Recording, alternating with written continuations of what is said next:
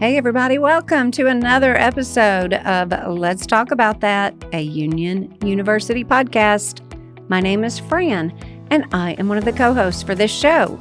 This week, my buddy Ted and I are having a conversation with our colleague and friend, Makayla Baker. Makayla is an enrollment counselor in the Office of Undergraduate Admissions here at Union, and we need to ask her all the questions about why Union? Why should you even consider attending Union? Yes, come for a campus visit, but what is it about us that separates us from any other institution? This is a wonderful conversation for you parents, as well as any high school student that is interested in Christian higher ed. All right, thanks for listening. You guys sit back and enjoy the show. Okay, hi Ted Kluck, welcome. Hey, good to be here. Good to be here with one of my favorite students, Makayla Baker. Makayla Baker in the recording house today. Hello, how are you guys? This is so we're fun. Good. Yeah, we're good. Ted, tell us something about Makayla that you love. Well, she sat on the front row of my class writing across media platforms, and you were in there with a friend, and that friend was involved in a pretty legendary story in which I ended up buying pizza for the whole class after she got rid of some kid's bullhorn for me at the Buster Bowl. So that's the short version. Yeah. That was a legendary WOMP group. We had a lot of fun. I remember so much fun. Yeah, you and Abby would hang back after class. We'd have some legendary chats, and I just miss having you around in Jennings. Yeah, it was probably one of my favorite classes, honestly. Yeah. Oh, that's sweet. It was a lot of fun. We had good times in there. Well, and it's fun because you were not a communications major. You were not a journalism major. No. You were a history major. Yeah, I had some electives I needed to fill, and I was like, I just want to take something fun. It was my senior year. And so I just was like, I just want to do something fun. I don't want to do anything that necessarily I have to do. And so I was asking around, and people were like, you need to take Ted Kluck's WOMP. And I was what even is that? And so I registered, and I remember the first day I was like, what did I get myself into? And really? Then why did you think that? Well, it just was a very different teaching style than what I have ever experienced before. And so, literally we walked in, and you were like, talk to me, guys. And I was like, what even is going on? I know. And I loved that. And it was good. It was refreshing. And so to be able to walk into class just knowing like, I know we're going to be talking about this, but also I don't fully know what we're going to be talking about. I know, it's kind of fun, isn't it? That was a lot of fun. Yeah, it was a lot of fun. And man, if I had met you earlier, I would have totally stolen you from history over to journalism. History people, they're not listening to this.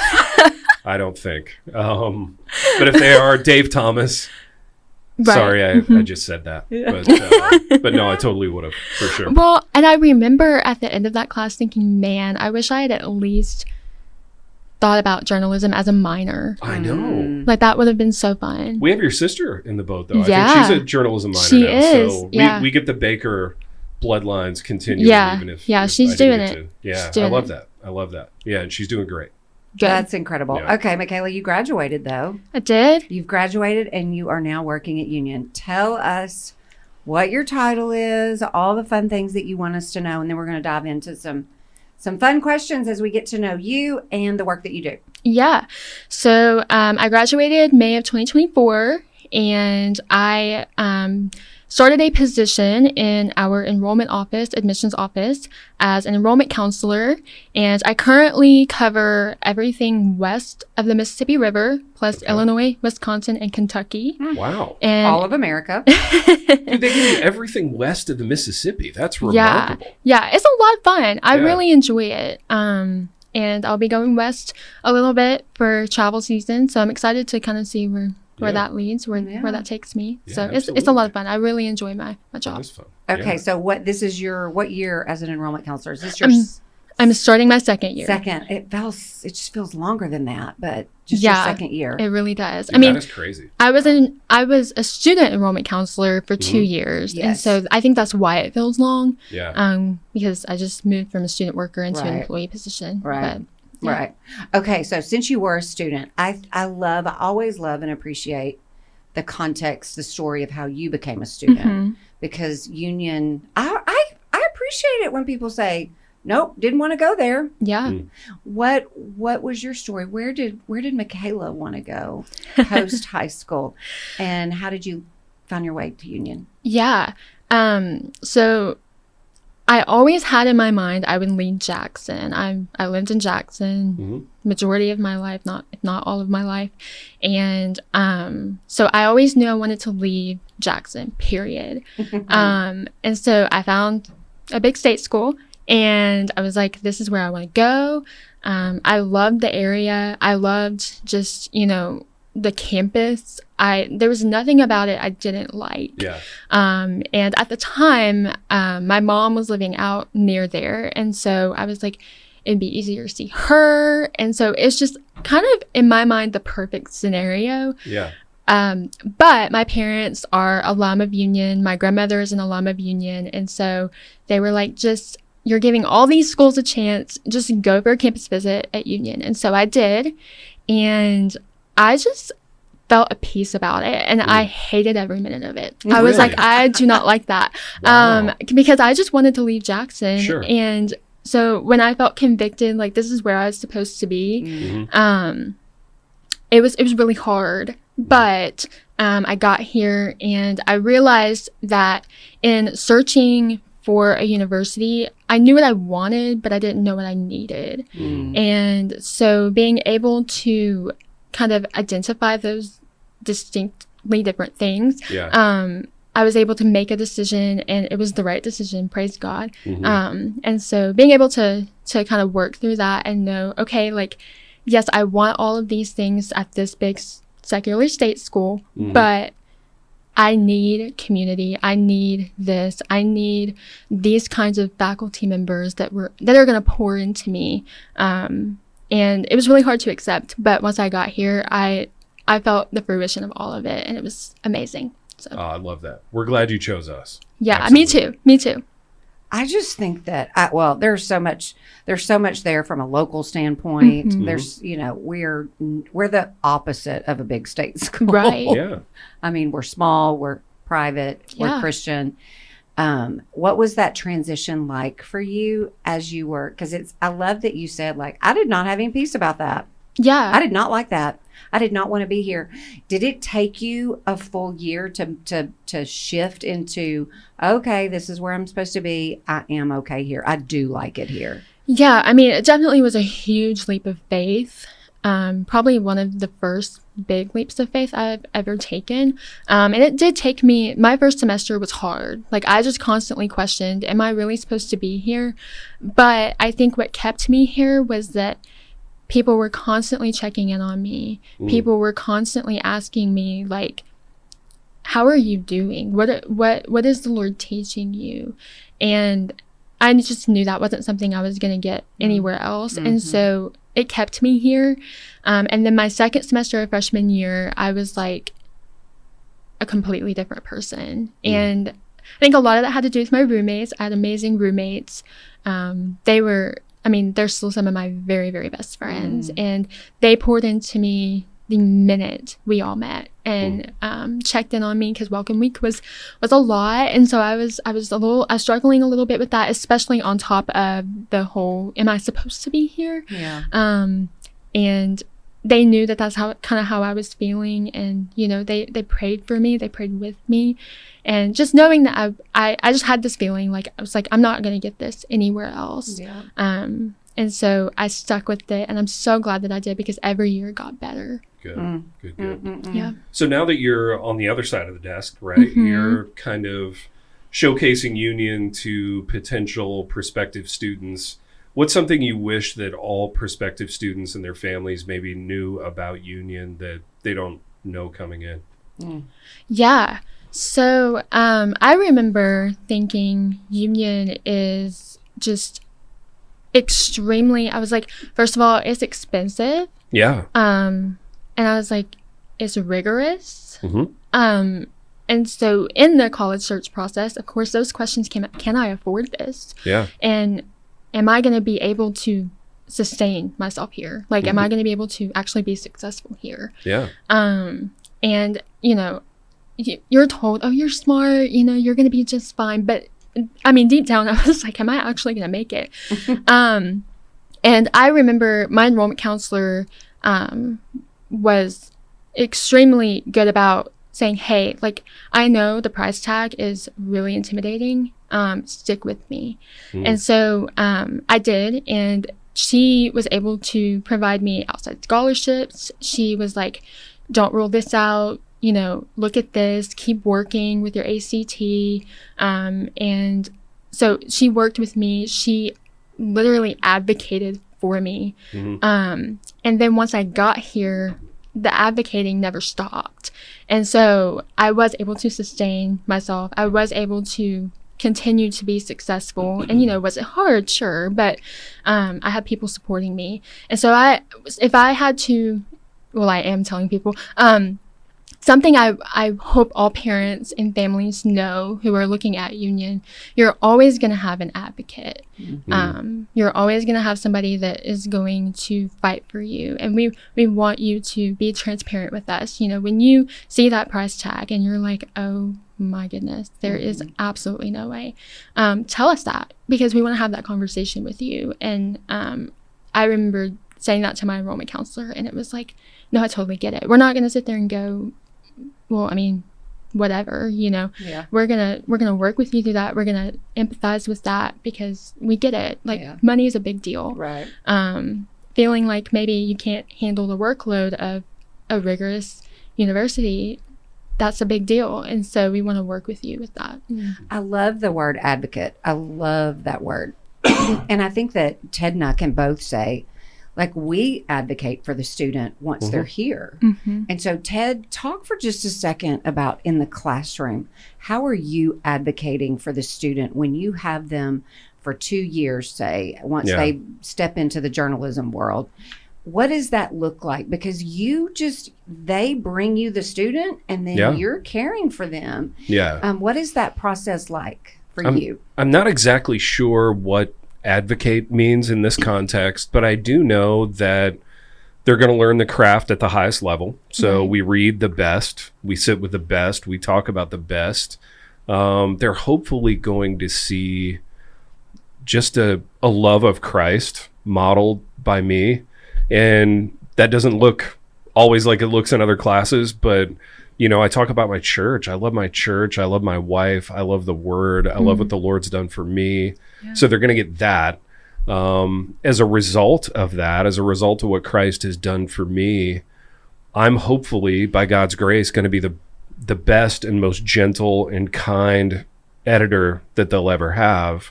But they'll still get coached, right? I think one of the interesting tensions in higher ed right now is this question of, is it really still higher ed, or are we just in customer service? Right. I mean, are we just like, you know, pampering you for 2.5 years while you're here, or 4 years, or whatever? And I think part of the value of the education is the rigor that you talked about, but it doesn't have to be miserable. And in fact, in my program, it's going to be joyful because of the Lord, you know, and because what we're doing is fun, right? Yeah. Writing is about knowing and being known. So, you know, if you can't have a good time doing that, you really can't have a good time. So I don't know if that's advocating. I think in terms of the job market, you know, when the top of my roster graduates, you know, I'm going to bat for them with agents and editors and publishing houses and, you know, doing my very, very best to get them launched into opportunities that are going to be a blessing to them, but also a blessing to the industries that we inhabit. Yeah.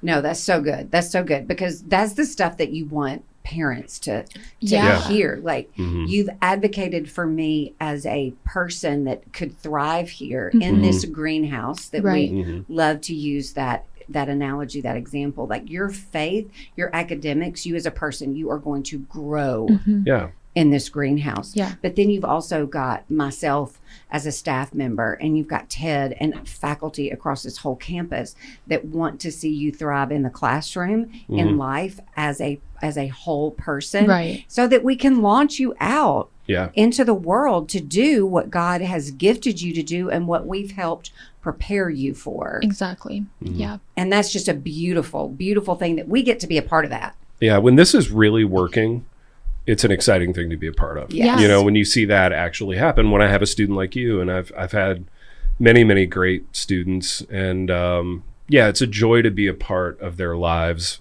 in this season. Yeah, absolutely. Okay, Makayla, everybody loves a good story. Yeah. Tell us, I don't know, it could be from this last year. It could be, I don't know, maybe when you were a student enrollment counselor. Is there a student that you can recall, like, seeing this come to life, like you were helping them in this process as they figured out, is Union the place for me? Can I afford to be here? Right. And then beginning to see them just, leave their family and start to settle in. Tell us a good story. Yeah, actually, there's one that comes to mind from this past cycle. So current freshman. And I remember our first financial aid conversation. I knew finances were going to be hard. And, we worked really hard to get her to scholars. And so worked with her on that. Through financial aid season, we had multiple conversations.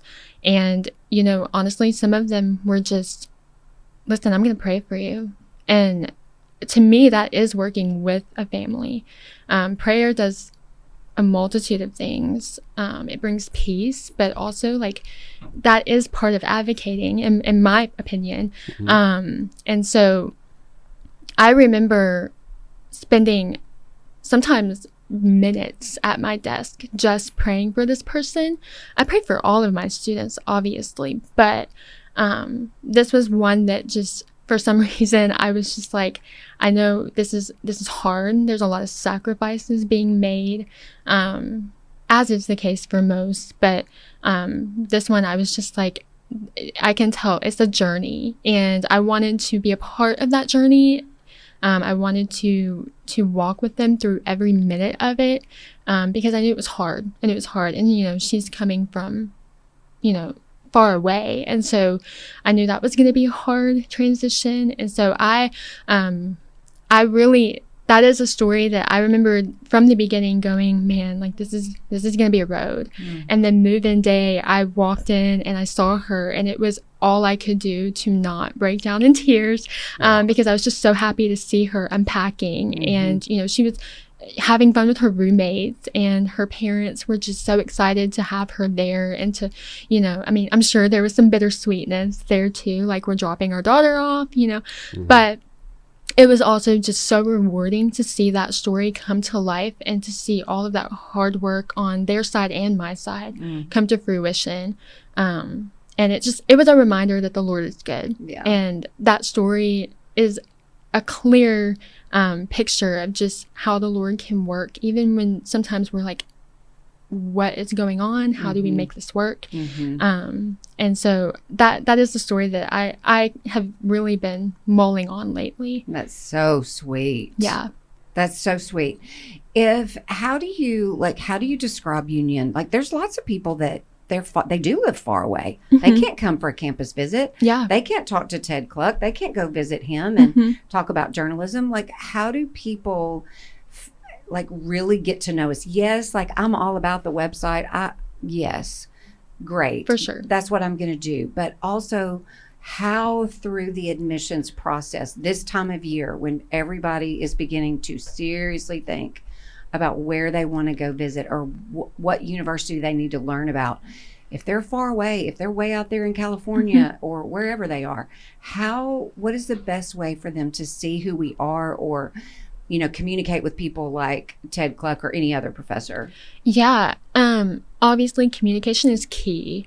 And so I love when students reach out and go, hey, I really want to connect with this professor or somebody in this department. How can I do that? I don't necessarily want to take a plane, just for that. And totally understandable. And I'm like, yeah, let me set up a Zoom call. And so we try to do that, try to make that as personal as possible. I want to see campus, but one, I don't have time. And I also don't want to, again, fork out the money to take a plane over. Sure. And so I literally, for one student this past year, it was kind of humorous, but I literally basically FaceTimed campus. And I was like, so that's amazing. The wellness center. And this is, what this is. And, I'm like zooming in on things. I look crazy probably to the students around here, but also like they deserve to see just as much of, a campus visit as any other person that can make it in person. And so I will try to do that. We try to set up those kinds of meetings, and I always encourage people to look at our social media because we are doing our very best to kind of exemplify what is it like to be a union student and on the daily. And so we try to point people to our social media. I always tell people, listen to our podcast. Hey, shout out to it. Yeah. I tell people about that, and just encourage them to get as much of a picture of who we are, who the students are that we have here. And sometimes when they hear from a student perspective, it's like, oh, that could be me, versus just reading something online. Right. Yeah. So, let me ask you this. This is off script. I love it. Yeah. I don't know. You're back in the classroom now. This is me asking you the type of question I would ask you in class. What story do you think we're telling institutionally? Like when you think of union, I think of PR writing in terms of what story are we telling? Who are we telling it to? Who's telling it? Why are we telling it? And sometimes I'm not so sure we know. But from your perspective, what story do you think it is? Yeah. That I think that's a tough question because I think it depends on the student. But from, like you said, from my perspective, I think union, we want people to find a place where they're going to grow and grow well, grow in the direction they're supposed to be growing. And that takes time. It does. It takes a lot of time. It takes a lot of support. It's growing is not always fun. We hear the term growing pains. It may not feel easy right away. No, not at all. I know it wasn't easy for me, my 4 years here. But in the story that I saw unfolding in my 4 years here, the constant theme was, for me, community. And just having a sense of truly genuine friends and mentors who wanted to actually see me grow. They weren't just checking, oh, I got lunch with Makayla. Okay, good. Moving on. It was, oh, this was a 30-minute scheduled lunch, but we're talking about something really hard. So let's go over to 45 minutes to an hour. And so I think the story that we're telling here is that we want people truly to find who they're supposed to be, who God is calling them to be. And do that in a place where they're truly going to be supported. They're not just another face in the classroom or in the dining hall, in the library. And,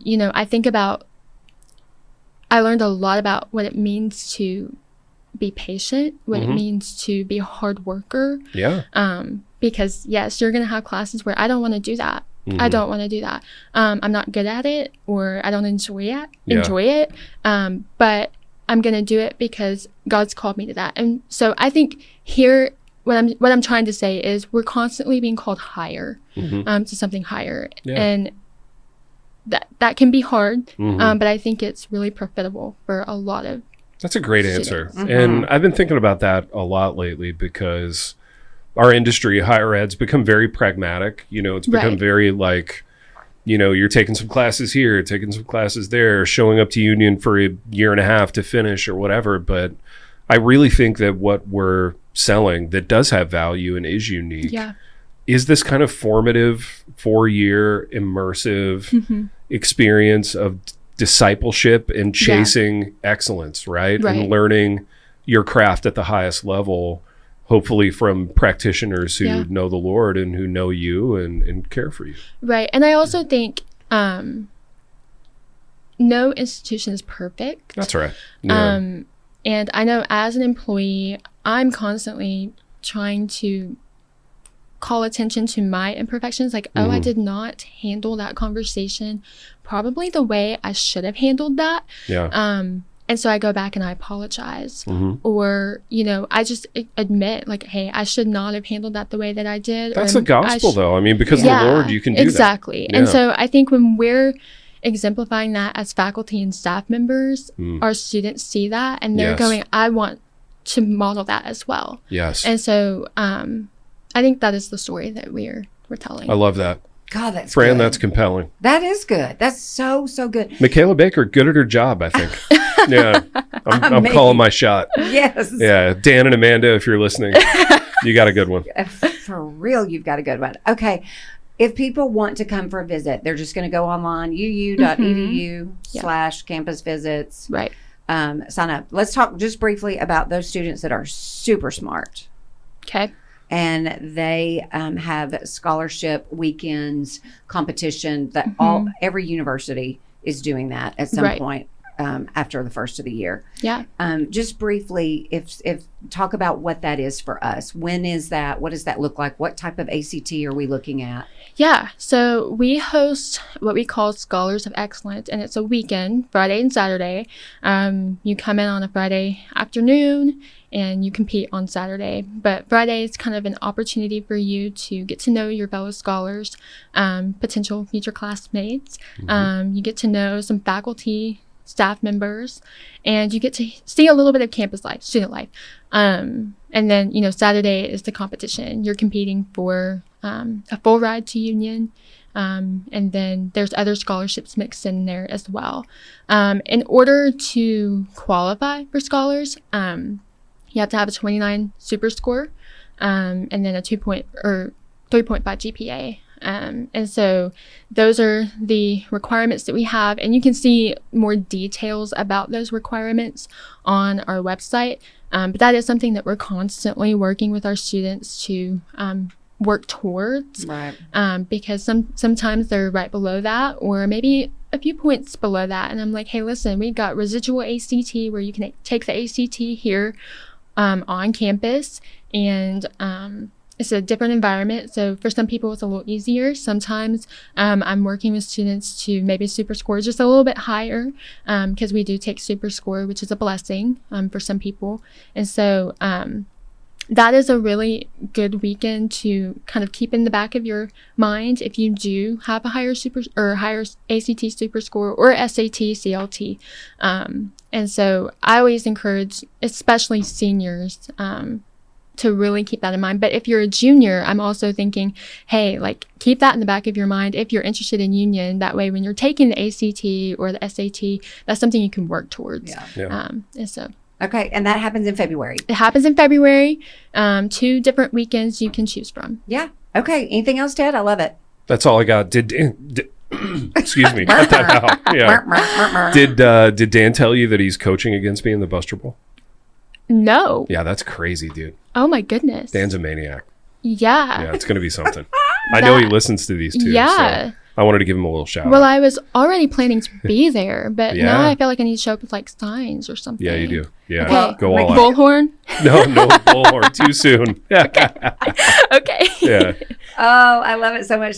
I'm so proud of you, Makayla. Thank you for not just who you are and what you do, but you are just a real treasure and a gift, and we are better because of you. So thank you for being on the show today. And yes, come for a visit, sign up online, and let Ted and I know that you're coming, and maybe one of us can say hi to you. That would be great. That'd be awesome. Okay, everybody, thanks for listening to another episode of Let's Talk About That. Y'all have a great day. We'll see you next time. We would love to see you on campus for a visit. Just go to uu.edu and search Campus Visits. You can come for a personal visit, Or you could attend one of our preview days. We would love to see you. Yes, let us know that you're coming. And if you are ready to fill out an application, guess what? Ted and I do not want you paying that application fee. We have a fee waiver code for you. Just simply type in the word TALK, all capital letters, TALK, and you do not have to pay the application fee. All right, you guys, thanks for listening. If you have questions, you can find all of our email addresses in the show notes. All right, have a great day.